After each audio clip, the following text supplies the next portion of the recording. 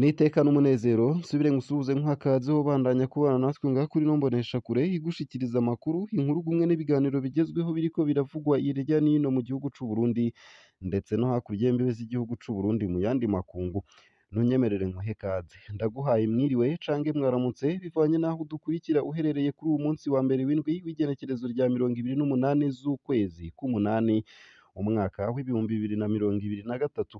Wowe udukurikira uri mu gihugu c'u Burundi ntunyemerere nkuhe mwaramutse neza, ndetse naho udukurikira uri hakurya y'imbibe z'igihugu c'u Burundi mu bihugu bibanyi nk'igihugu ca Repubulika Iharanira Rusangi ya Kongo, igihugu ca Kenya, igihugu c'u Rwanda, igihugu ca Tanzania n'igihugu c'u Buganda, mwese ndabakengurukiye cane ngaha kuri ino mboneshakure, ndetse namwe mudukurikira muri hakurya y'imbibe z'ivyo bihugu bibanyi mu bindi bihugu bigize umugabane wa Afurika, ku mugabane w'Uburaya, ku mugabane wa Aziya, ku mugabane wa Amerika ndetse no muri Australia, mwese ndabakengurukiye cane ngaha kuri ino mboneshakure.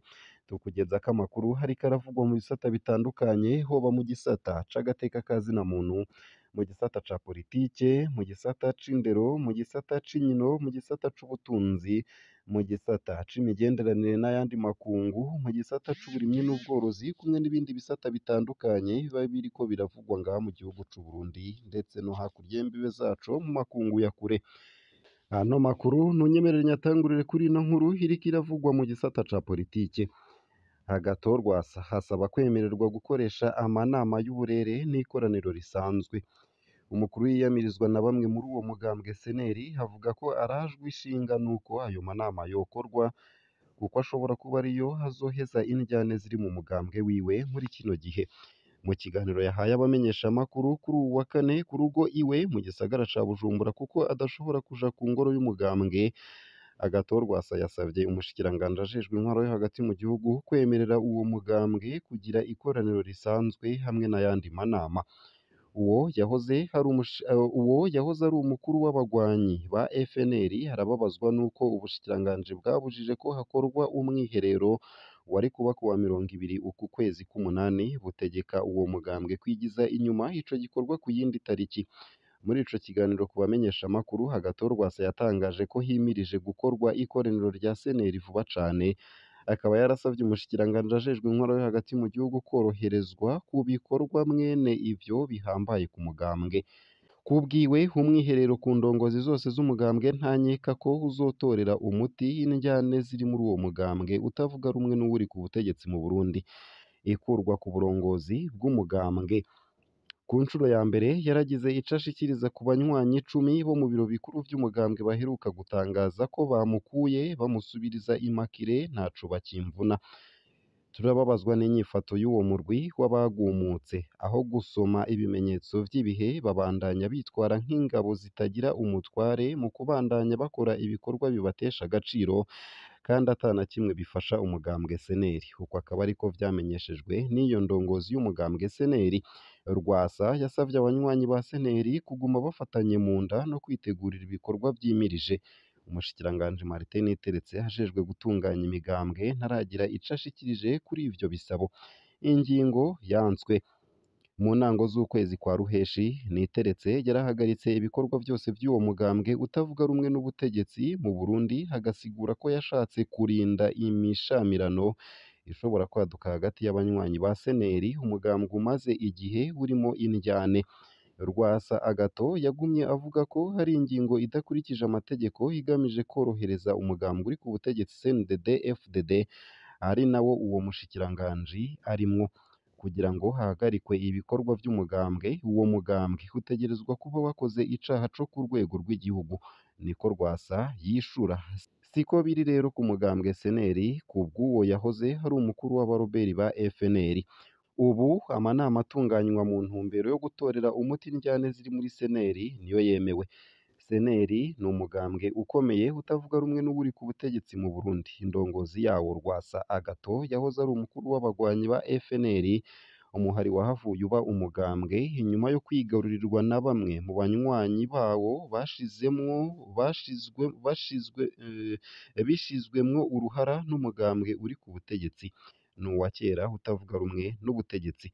Ivyegeranyo vyinshi vy'amashirahamwe hari n'agateka ka zina muntu yo mu Burundi na mvamakungu vyama vyiyamirije amabi akorerwa abanywanyi bawo harimwo kugandagurwa, ukunyuruzwa, ugupfungwa, ukuborezwa igufa no gupfungwa bidakurikije amategeko. Umugenzo wa CNDD-FDD. Akenshi imigambwe iribonekezamwo indyane kandi ni ibisanzwe, ariko ikidasanzwe ni uko leta ica ibifatirako mu kwigarurira uruhande mu ntumbero yo guca inguvu umugambwe wose. Niko bibonwa na Carina Tatisakian, umushakashatsi akorana n'ishirahamwe IDHB, akavuga ko ukwinjira mu ndinganizo y'imigambwe vyaranze abandi bashikiranganji bajejwe itunganywa ry'imigambwe muri kahise. Muri iyo ntumbero nyene, ukwivanga k'umushikiranganji mu bibazo vya seneri vyibutsa uko abo yasubiriye bahereje kugabura mbere no gusambura imwe mu migambwe itavuga rumwe n'uwuri ku butegetsi mu myaka iheze.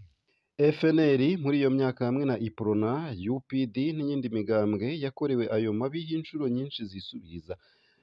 Ni ugushiraho imigambwe yitwa nyakuri, hagashirwaho ibaba ryegereye ubutegetsi ryemewe na leta, urundi ruhande rugaca rutangazwa ko rutemewe n'amategeko kandi rutanazwi. Rero turavye uruhande umushikiranganji w'intwaro yo hagati mu gihugu yafashe ku ndongozi zimwe zimwe za seneri, birashoboka ko tubona ibikino bisa n'ivyagumye biba muri kahise, tukabibona muri kazoza ka vuba. Uko akaba ariko uwo mushakashatsi asesangura. Nayo mu yariko aravugwa hanze y'imbibe z'igihugu c'u Burundi nuko i Maheba mw'ikambi ihaye indaro impunzi mu gihugu ca Zambia, HCR itagiha uburenganzira impunzi mu gufuba abazo. Haraheze igihe HCR idafasha impunzi guhamba abazo nk'uko vyari bimenyerewe. Impunzi zivuga ko zibayeho mu buzima bugoye cane, zigasaba iryo shirahamwe ryegukira ONU kwisubirako ku ngingo ryafashe. Uwuheruka gupfa ni umwe mu mpunzi z'Abarundi yapfuye haraheze iminsi. Umuryango wahamvye uwabo mu bihe bigoye kubera kubura uburyo. Ifubwa rya Innocent aturuka mu ntara ya Gitega hagati mu Burundi ntawe ritababaje kiretse HCR. Iyo mpunzi ubwa mbere yapfuye kubera urwangara rw'abaganga bo kw'ivuriro Maheba de Clinique.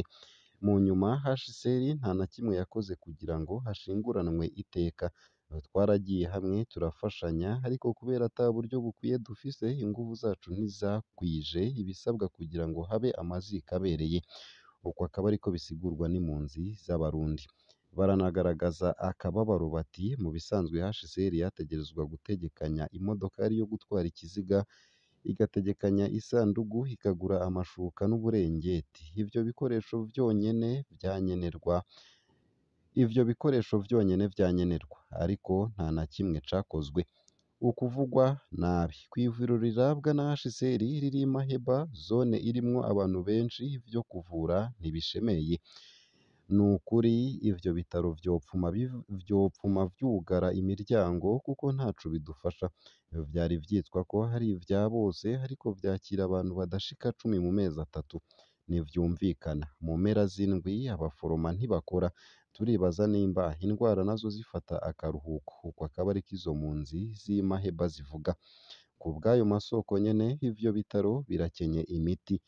Hari ibinini vyitwa paracetamol batanga no ku bakomeretse canke ku bagwayi ba malariya canke ku bana bagwaye indwara zitandukanye. Twaramenye ko imiti yoba igurishwa. Impunzi zirashavuriye HCR, zisaba iryo shirahamwe ryegukira ONU na leta ya Zambia guhindura ivyiyumviro no gukingira neza impunzi mu buryo bwose. Iyi kambi ya Maheba womenya ko iharurwamwo impunzi zirenga ibihumbi 27, harimwo ibihumbi 3 zituruka mu Burundi.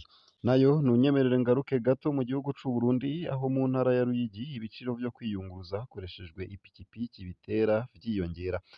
Mu gihe vyari bimenyerewe ko abiyunguruza kw'ipikipiki bagabana ayo batanga ku rugendo kanaka kubera baba babatwaye ari babiri, intango z'iyi ndwi ntizibahiriye kuko umuntu umwe abwirizwa kwisangiza igiciro c'ayatangwa kw'ipikipiki, nayo akaba angana n'amafaranga 1200 mu mafaranga y'amarundi ku kirometero. Ivyo biciro biraremereye ugereranije n'uko vyahora ku kirometero, aho hatangwa amafaranga 800 ku kirometero ugiye, naho babwirizwa kugabura yo kwiyunguruza ari babiri ku moto imwe bakaba bariha igihumbi y'amafaranga y'amarundi ku kilometero kimwe.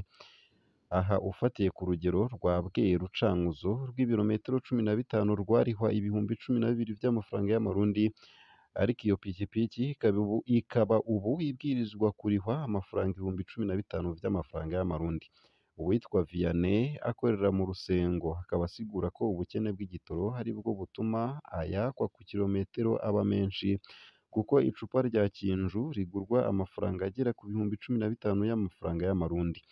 Bagasaba ko igitoro cokwamaho kugira ivyo biciro vyo kwiyunguruza vyikorore vyonyene. Mu ntwaro muri komine ya Ruyigi bemeza ko uwoshobora gupakira abantu babiri ari uwabisabiye uruhusha kuri telefone kugira ntafatwe nk'uwurenze amategeko, naho nyene bikavana nuko hatwaye umuntu agwaye be n'umurwaza canke uwakosheje n'uwumucunze ngo ntatoroke.